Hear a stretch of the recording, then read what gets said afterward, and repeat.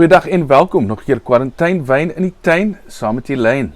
And for today we decided we go all the way to the most southern tip of Africa, close to Cape Agulhas, basically in the wine ward of Elim, and we're having the Strandveld Grenache 2020. That's it. Now Strandveld was started basically in 2001. They bought the property at that time, about 800 hectares of a derelict sheep farm.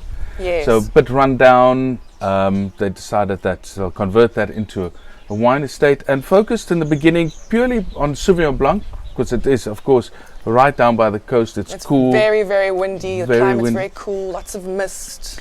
Later on, some Syrah and Pinot Noir was planted, and now today there's also a little bit of Viognier, Mourvedre, and Grenache. Now, mostly yes. those are used for blending, but here we have a single bottling of the Grenache, the 2020. 100% Grenache, yes. Winemaker is Konrad Vlok. He's been there with them since 2006, so he actually basically is the custodian of the vineyard, the That's winery, it. the soil. Yes. And as we've been told, an avid nature lover, loves going for a hike or Loves kayaking in the ocean. crazy, but yeah. It was called the Cape of Storms for a good reason before it was the Cape of Good Hope. But anyway, just talking about storms, 2019 and the beginning of 2020 actually saw some quite severe weather there for the guys during harvest. Funny enough, the average temperature was almost a degree higher than previous years. Yes. There were lots of wind. There were hailstorms hail, yeah. that took off the shoots basically. It's always very scary. So not ideal wine growing Conditions. Thank you very much for that word.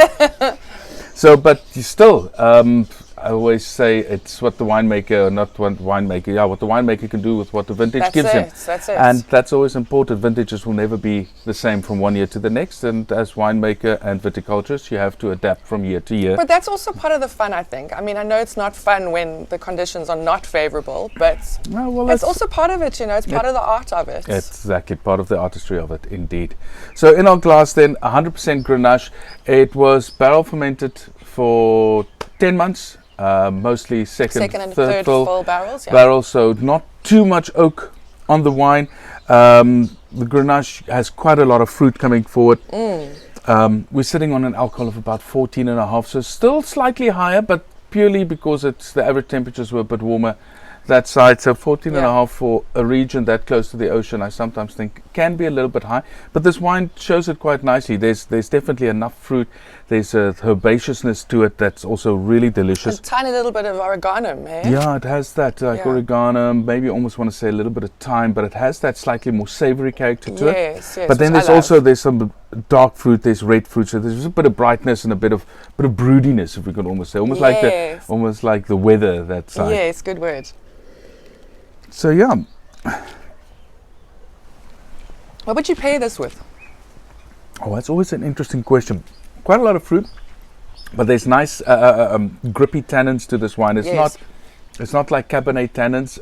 It's chewy, so it's a little bit chewy. It makes you want to chew. Yeah, I'll definitely go for something a little bit more meaty. I think this wine can handle something a bit more, maybe on the gamier meats. Wines that sort of wants a little bit of spice. If you want to go towards Springbok or Kudu, even ostrich, if you put a bit of ostrich on the braai, I think this would be quite nice. There's a nice sweetness here that can work really, really well. Also, like what I like with a wine like this, because it sort of now reminds me of, I know it's Grenache, but it sort of reminds me a little bit of Italian grape varieties. There's that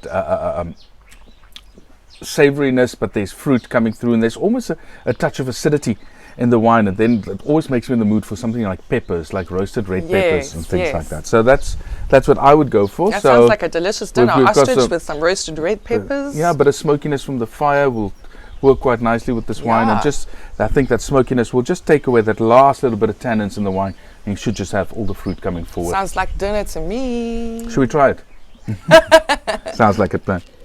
So from us here in Kwarantynwyn, thank you for a great wine, guys. In Strandveld, Konrad, you guys, please during harvest, please harvest not too much on the kayak. After harvest, kayaking time is perfect.